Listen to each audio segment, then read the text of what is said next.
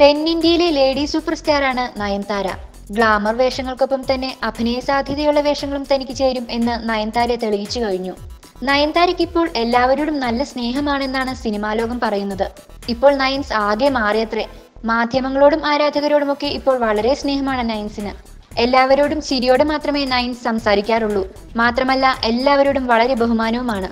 പെട്ടെന്നുള്ള ഈ മാറ്റത്തിന് കാരണം എന്താണെന്ന് ചോദിക്കുന്നവരോട് പണം തരുന്നവരോടുള്ള നന്ദിയാണെന്നും തിന്ന ചോറിനെ കൂറുകാട്ടണമെന്നുമാണ് താരം പറയുന്നത്.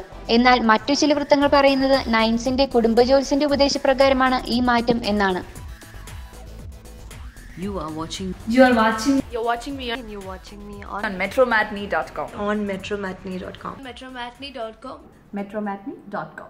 Subscribe for more videos. Subscribe for more videos. Subscribe here for more videos. Subscribe now.